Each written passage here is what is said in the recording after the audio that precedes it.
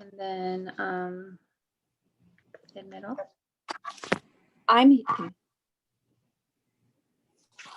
Good morning, everyone. We're just gonna wait just another minute so everybody can come in. We welcome you here. Just a couple of housekeeping items. Let's keep your phones muted when you're not speaking. If you're dialing in, please mute and unmute yourself. If you have any technical difficulties, we'll be able to respond through the chat function, and we'll do our best to address every issue. Also, let me share my screen so you can see how you can get yourself set up to participate by the poll everywhere function.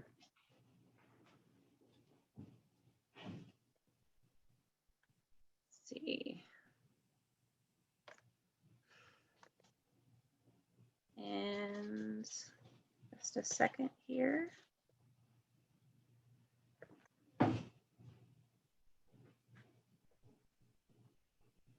My name is Lori Cox. I am a planner with the East Central Florida Regional Planning Council.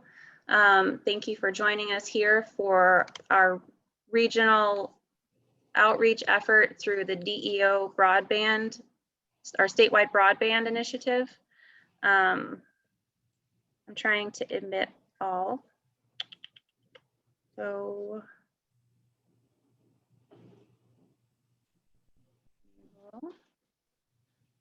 here are the instructions for how to participate.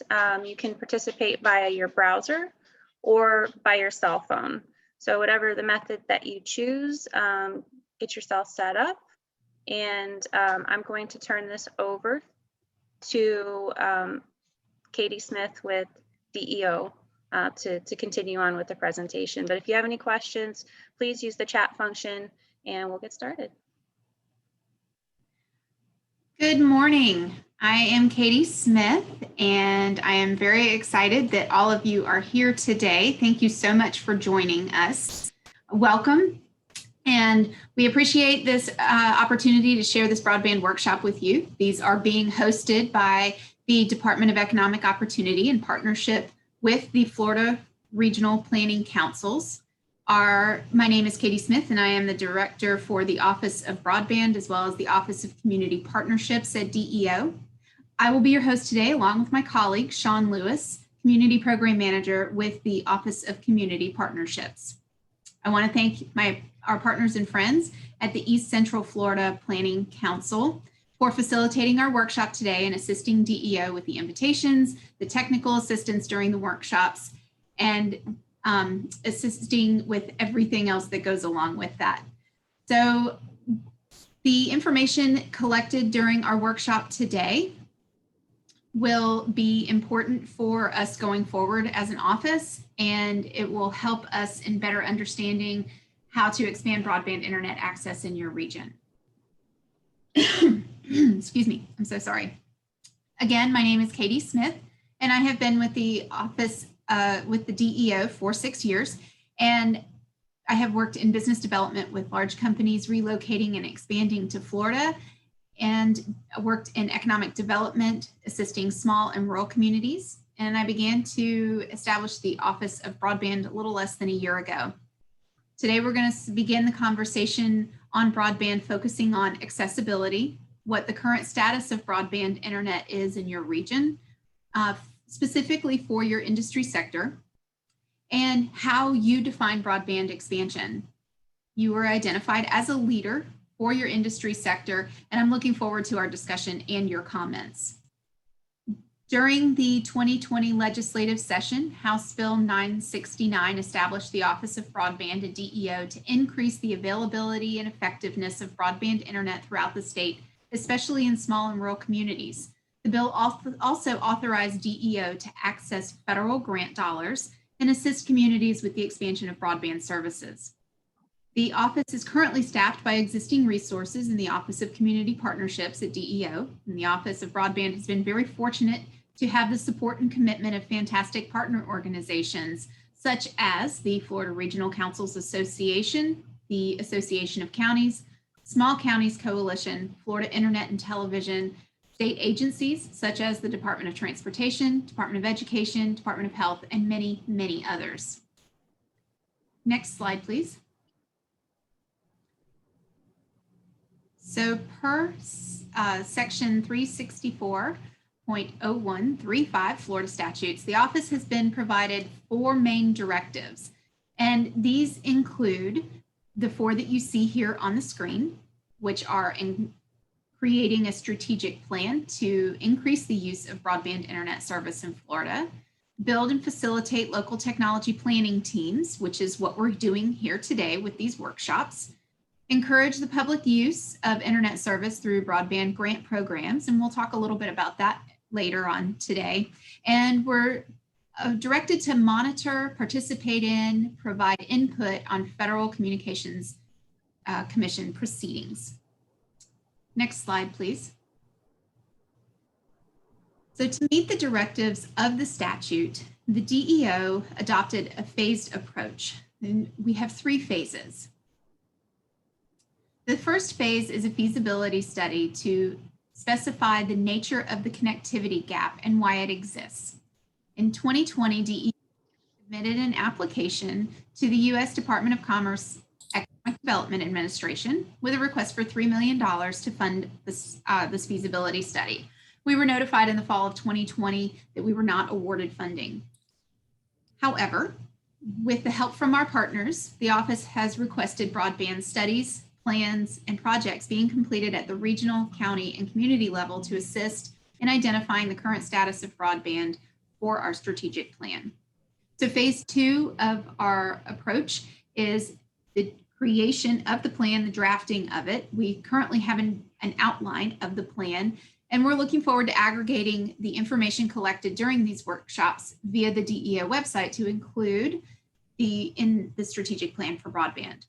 The technology planning teams gathered in the workshops over the next few weeks are from 13 industry sectors, and we will provide, you guys will provide vital information and conversation in partnership for expanding accessibility. So this is actually our 9th workshop, and we're pretty excited about it because we've gotten a lot of really good feedback. So I'm looking forward to hearing what you have to say today. Implementation of the initiatives in the strategic plan is our 3rd phase, and upon completion of that plan, we will be looking to identify other resources to assist us. Next slide, please.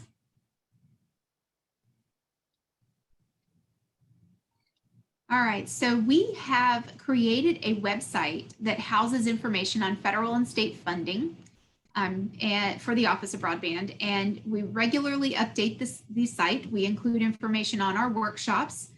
We have a link for a survey for public comment and public input on the status of broadband. The questions in that survey mirror the questions that we'll go through today. One of the recent developments that you may have heard about is the Rural Digital Opportunity Fund, or RDOF, from the FCC. It's $191 million that was awarded to Florida entities. The FCC has provided a summary of that auction by county and the bidders within each of those counties. And you can access that link as well on our website, floridajobs.org/broadband. But it's important to note that the DEO does not have a role in determining who gets the funding or how those funds can be utilized. And next slide, please. So another directive that we have is to prepare for possible grant funding in the future through DEO. And we list here on this slide how those project proposals will need to highlight the following to get priority for that future funding. The first one is removing barriers for entry to underserved and unserved populations. Another directive would be to encourage local and regional investment. And then the priority would also be for these projects to address any of the needs which have really been exposed during the pandemic, such as remote working, telehealth, and telemedicine, and distance learning. Finally, the office is continuously monitoring broadband development activity, and we participate on a weekly basis in National Association discussions. Next slide, please. So the Florida Broadband Map. Also on our website is this map. It's a link that you'll find to the State of Florida Minimum Internet Download Speeds map. And it uses FCC data. Since January of 2015, the FCC has defined broadband internet download speeds. It's greater than 25 megabits per second and an upload speed of 3 megabits per second. We chose to present the data a little differently. So ours looks at the underserved and unserved populations. So in those census blocks, so while it does go down to census block, anyone that has 25.3 or higher will be considered served, but we really focus on those red and orange areas that are unserved or underserved. The data for the map is provided by the FCC from June of 2019, and the data is for fixed internet service only. It does not include satellite or mobile data. And please feel free to log on. It is very interesting getting down to that level. My understanding is that the FCC will be coming out with more information to help us better map as well at a more granular level. If I can get that out today. Okay, next slide, please. So the Broadband Workshops. Today is the 9th Broadband Workshop being conducted in partnership with the Florida Regional Councils Association. There are 10 total workshops, and all of the workshops will be completed by tomorrow, February 12th. The workshop participants, as you can see, are included in a variety of sectors within your region. And after the workshops are completed, we will be gathering all of that information, posting the recordings online on our website, and we will have all of that data to include into our strategic plan for broadband. Next slide, please. So at this point, I'm going to flip it back to Lori and Tara with the Regional Planning Council to walk us through how to get onto our Poll Everywhere polling software. Thank you. The instructions are on the screen, but you have the choice between participating via your cell phone or online. So you can go to pollev.com/goldleaf599 via the web, or from your mobile device, text the number 22333 and then text the words, as you see them on the screen, Gold Leaf 599. The following poll is going to be real time. So we had kind of maybe a little mix up in the slides. So hopefully we're going to see the next question, which is going to be just a tester to get us warmed up. Okay.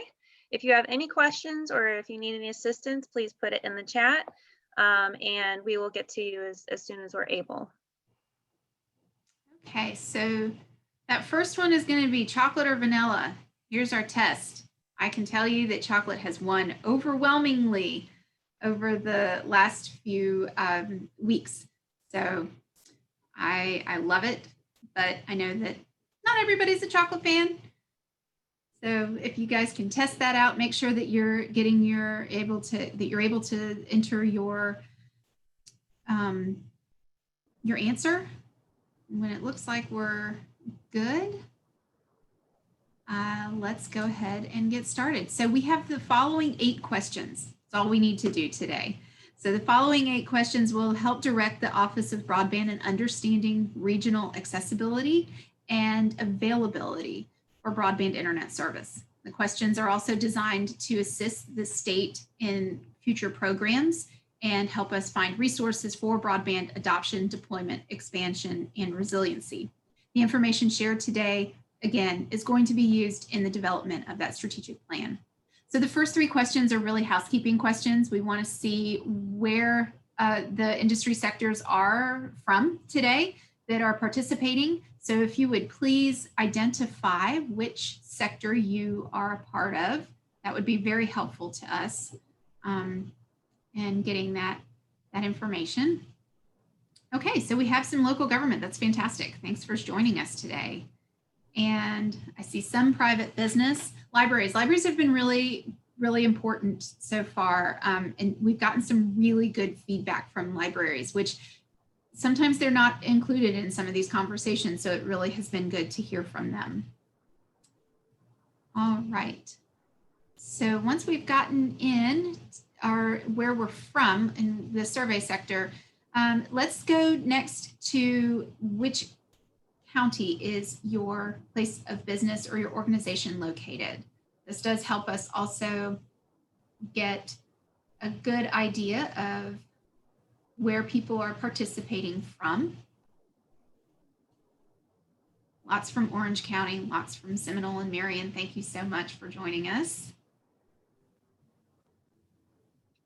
Okay, and then this final housekeeping question is, are you aware of any existing local broadband studies or plans for your area? This is important for us. We have asked for this, and if there's anything out there, we would like to know about it. If not, that's fine.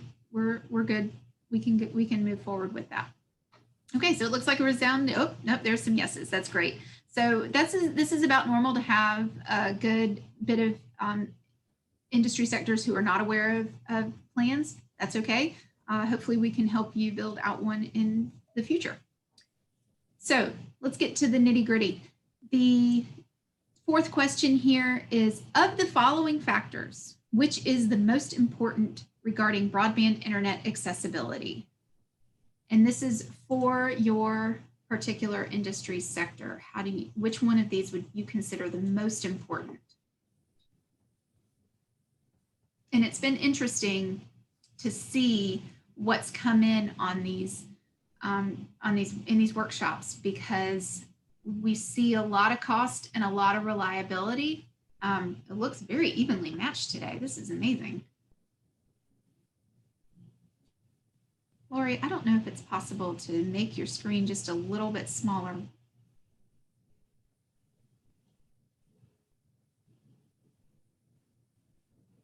It's okay. We don't have to worry about it. We'll leave it just as it is. So that's I have it on slideshow, so it just kind of does its thing. I think that's perfect. Okay, so reliability is overwhelmingly the biggest factor. So is there anyone today that would like to speak to the reliability piece and maybe why that's the biggest factor for you, for your industry? And I've heard from a lot of you throughout the last few months, so I really do look forward to hearing from you today in our forum.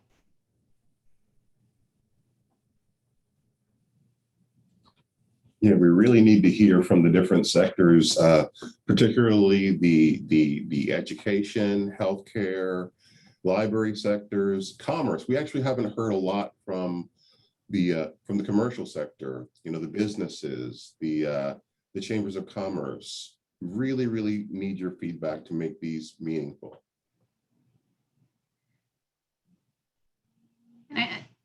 Hi, Amy. I can't hear you. Can you? I think you're on mute.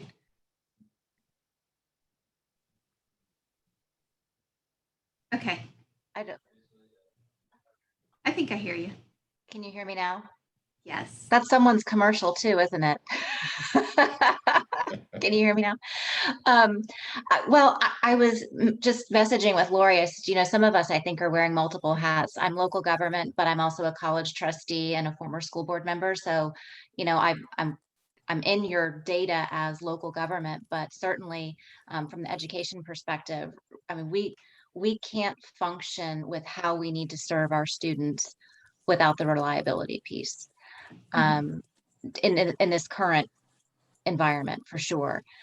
Even prior to COVID, we were limited in the students we could serve based on reliability. But I will say, even a very quick second to reliability is speed, because so many of the applications that our teachers and professors are wanting to use, and the interactivity between students and their professors is so critical that not be, I mean, the lagging and the is just, and I'm not an internet broadband experty person. I only know what people tell me. They say that a lot of that has to do with the speed that's available. So it's affecting the quality of the instruction. Okay. No, that's fantastic information. Thank you, Amy, because Sure. speed is definitely an issue. And one thing that I've mentioned throughout these workshops, and we do talk about this a lot, but accessibility is kind of a three-pronged thing. So one of that is, can you get to the internet? The second thing is, I can get there, but I need the speed to get there. And the third thing is, I have the speed and I've got the access, but I need a way to get to it, whether it's a device or a location that has the device for me. So I appreciate that comment. That does go right into the three-pronged approach to accessibility. Is there anyone else who would like to comment on this?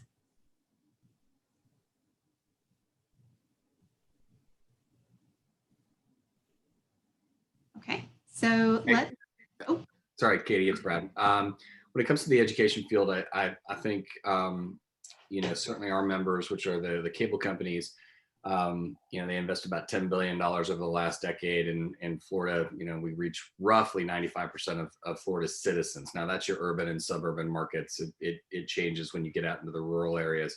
But our members do have a plan that not everybody typically is aware of, but for those families and households that qualify for free and reduced lunch, those households can get $10 a month internet connectivity. Some at 25.3. One member, Comcast, just doubled that access speed to 55.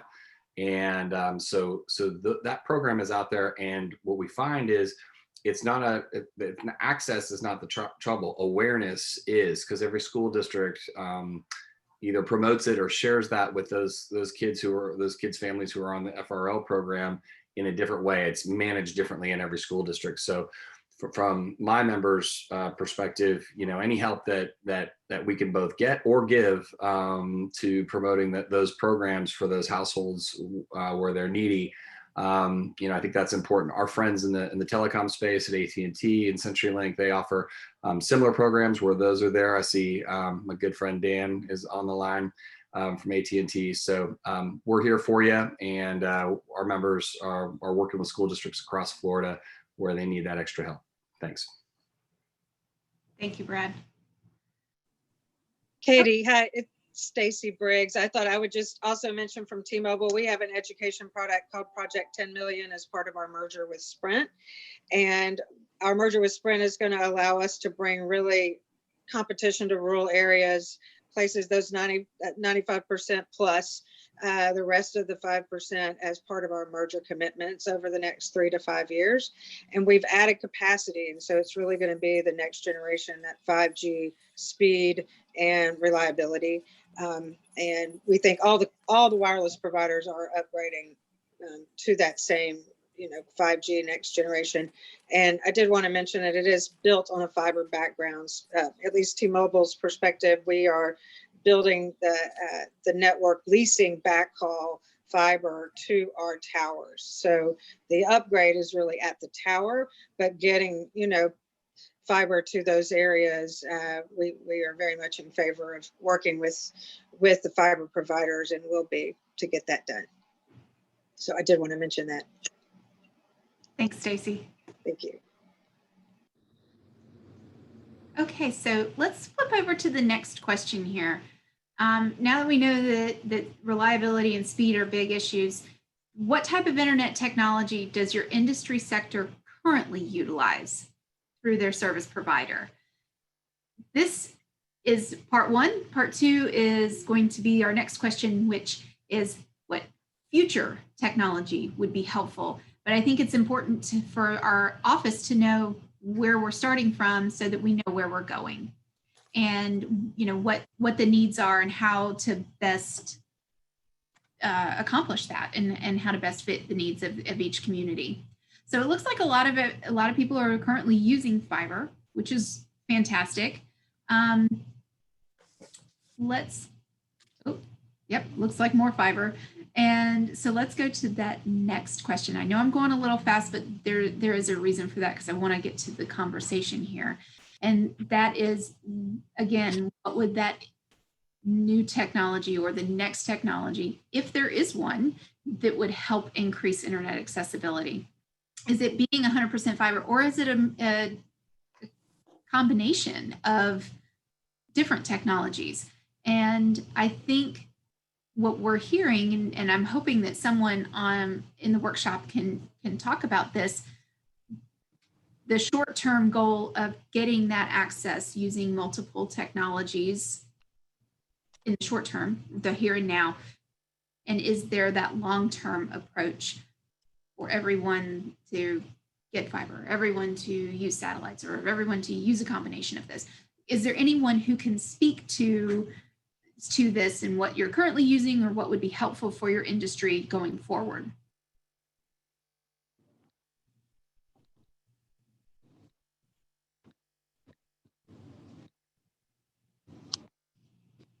Come on, we know you have thoughts on this, folks. And we are working, we do have our survey up that is on our website. I'm sorry, Katie, this is Brad, just to kind of maybe kick off the conversation. Our members and other calls have participated on the FDOT MCORS project, and that conversation as far as connectivity really was front and center on the rural conversation.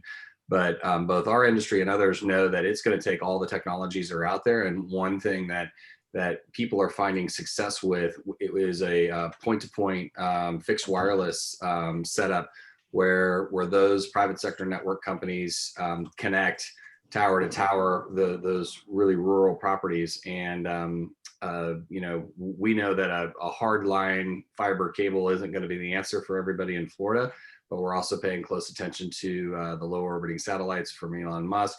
Obviously, that's a future technology, but that fixed wireless technology is here and now.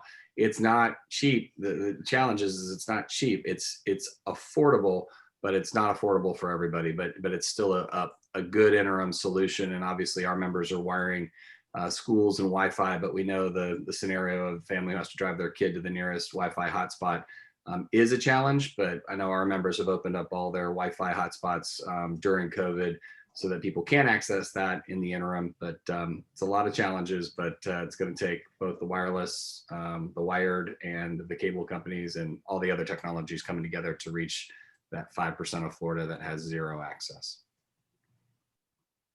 Thank you, Brad. And you bring up a good point. I mean, it is going to take a lot.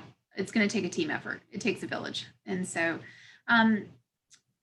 is there anyone who could speak directly for their industry sector, maybe something that you've seen during the pandemic that has come to light that you knew was an issue, but maybe you're finding more of?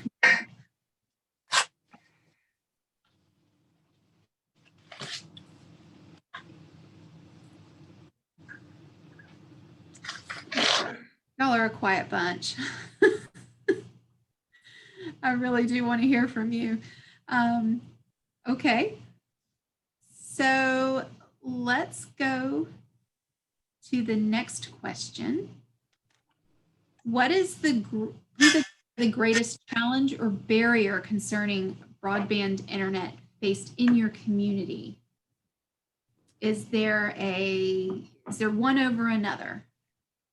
Know that this area has some really urban pockets, but there's a lot of rural areas out there as well.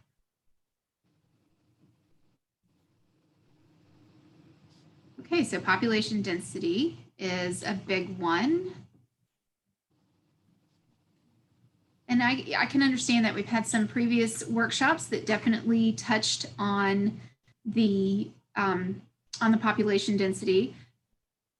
Another one was lack of providers, but I'm not sure. I know that we have all of our service providers on the phone, so I know that we can kind of talk about the different options and the service that's out there. Can anybody speak to maybe something that your industry is working on? I think here would be a really good place to talk about adoptability and education.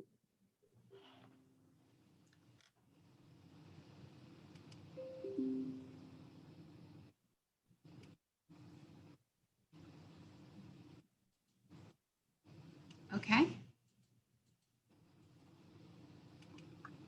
Yes, Amy. So I'm not a provider, so I don't know why there's a lack of options in our particular area. But what I hear from constituents, and actually it comes up on the Nextdoor app and on community Facebook pages a lot, is that they feel like they don't have the competition that they would like to see to make choices. And they feel like the provider that they have, and I'll be honest with you, it doesn't matter which provider they have, they don't like them. They have some beef.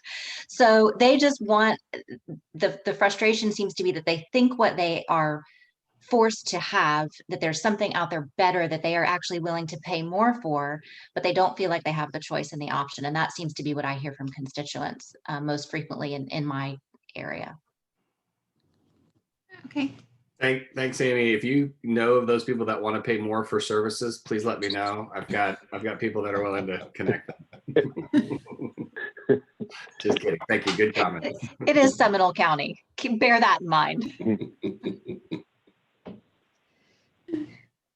Katie, I would just say from just an industry perspective, the wireless companies are starting, like T-Mobile, starting to offer video products, and the video companies like Comcast and Charter are starting to offer wireless products. We're using each other's networks really to get to those places, and it is creating competition. So we are at a point where there is convergence, and I think it's happening. It's going to happen even quicker. My company is now the second largest mobile provider. We just beat AT&T. So that didn't happen. I couldn't have told you that would ever happen, a couple of years ago. So I think it's changing rapidly, and that you're going to see more service offerings from different players than you've seen before. Yeah, and Katie, can I jump in? Dan Pollock, AT&T. You just piggyback on really what's said. Hey, how are you? Yeah, in this region, this particular call for you, overwhelmingly, the consumers are going to have a minimum of two choices of a traditional phone company, whether it's mine or Frontier or CenturyLink, or a cable company, and then of course the wireless, as was just mentioned by my friend at T-Mobile. So the options are probably fairly plentiful here versus other parts of the state where there may be a lack of options, ever growing.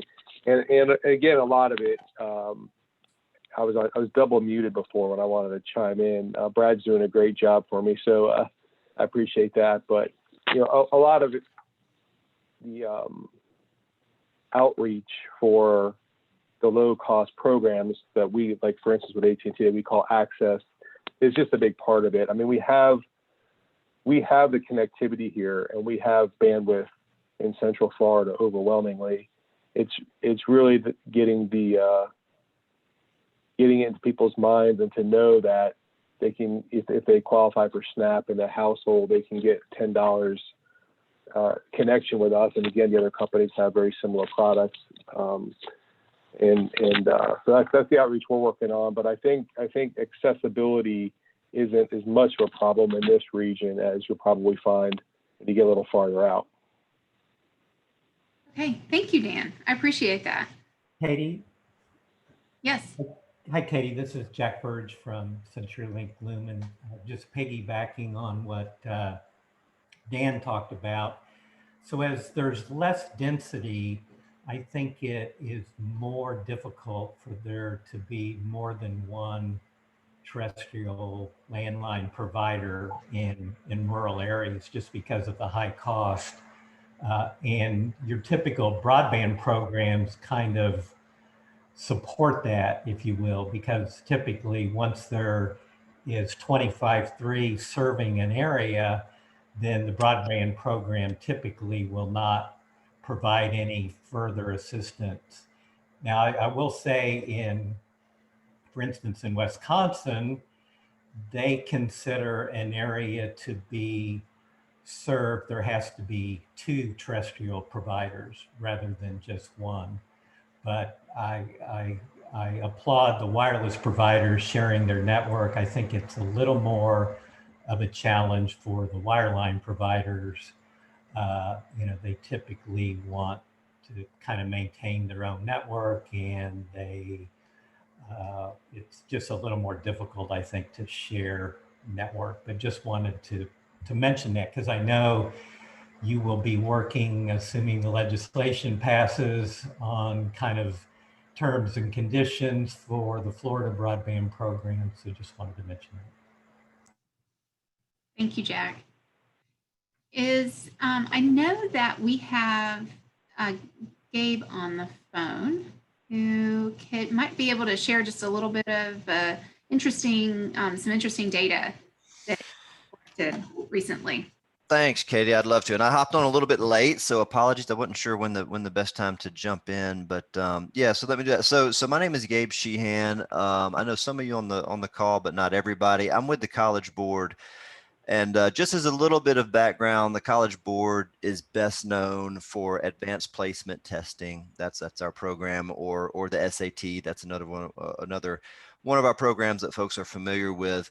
So that's who we are. But last spring, when the pandemic really started and all the schools started closing, we were faced with a challenge in terms of advanced placement. So students typically take advanced placement exams in May, and you guys probably know if a student is successful on the AP exam, they typically earn college credit. That's especially true in Florida, where we have a really good articulation agreement with the higher education institutions in Florida. So as schools closed, obviously, and by the way too, the AP exam is a traditional paper and pencil take it in school exam. So as schools closed, we reached out to students who were registered for the AP exam and asked them, hey guys, do you want to take this exam? Because obviously there's a lot going on and a lot of different family circumstances. Well, overwhelmingly, students responded. I think it was 91% said, absolutely, we want to take the exam. We want to finish what we started. So that put our AP team on a really fast track to determine what to do. Well, we decided to hold the AP exams online for the first time ever. It was a really major undertaking, but obviously we knew it was important. So that's just a little bit of background, but wanted to share what we found. So as students were going through the challenges of school at home, we reached out to students and basically had an outreach strategy where we called some, emailed some, and said, hey, if we do these AP exams online, would this work for you? We had several volunteers from the College Board and had about 28,000 requests. We partnered with other groups, provided hardware, and then also provided hotspots. Now I will tell you guys, this broadband issue is brand new to me, being from the world of education. So bear with me, but in providing, the bottom line is in providing what we were able to provide, hotspots and hardware and opportunities for students to take this at home. Here's the results. The students who took the AP exams using direct-to-student devices that we provided scored about 5,500 scores of 3 or higher, so we were excited about that. The participation rates were higher among students who received the device support than among students who did not. And then the students who took the AP exams with direct-to-student device support perform slightly better. And the ones who received a hotspot significantly outperformed students who did not. So just wanted to share, those results, and maybe to some of you on the call that might be like, well, of course, and that's obvious, but to us, it's really, really important in terms of the students that we serve at the College Board. But I know all of you have an interest in making sure that students, whether they be in rural areas or students without access, have that access. So that's what I got. Katie, thank you. Happy to try to answer any questions. And even after the fact, happy to work with anybody on that issue. Thank you, Katie. Thank you, Gabe. I'd also be really interested in hearing from our library folks about what changes and special accommodations they may have had to have made during this pandemic period that exposed just how important their services are in their communities. Could someone from the library sector talk about that?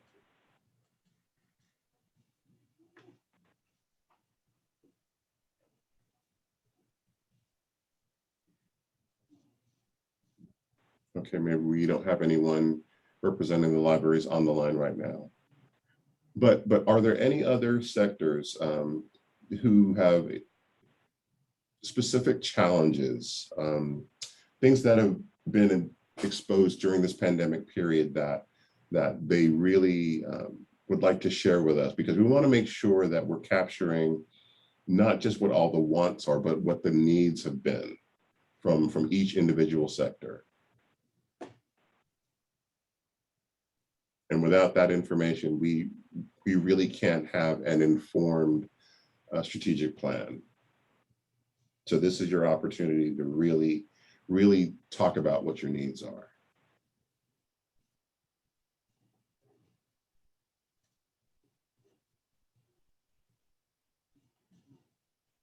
Okay. Well, I appreciate everyone's time today. If you can, let's flip to that last question here. And would you like to opt in to future communication from the Office of Broadband? That's always a resounding yes, because we have great information that's going to be going out in the near future. But please reach out to us anytime. We are always here to help and listen and try to accommodate whatever issues are out there. I want to take a moment to thank the DEO leadership for their support and guidance in the establishment of the new office, and the Florida Regional Councils Association for volunteering their services, the planning councils for facilitating the workshops and reaching out to our leaders. Thank you to the Association of Counties, the Small Counties Coalition. Brad, thank you always for from Florida Internet and Television, and definitely our service providers. I really appreciate you guys being here to listen and to participate and share your information. Thank you. We need your partnership, and we appreciate that as always. And now I'm going to flip it back to the Regional Planning Council and see if there's anything else that we need from them. Is there any other questions or anything? I don't see any questions in the chat that haven't been addressed. So there's nothing further from us, and we will support this project how we can. Thank you for allowing us to participate. Absolutely. Thank you so much, everyone, for your participation today. It was a quiet one, but I think we did get some good, valuable information. So thank you so much. And tomorrow's the last one. So hopefully we'll have a great into all of this this conversation. So thanks so much, everyone. Have a great day.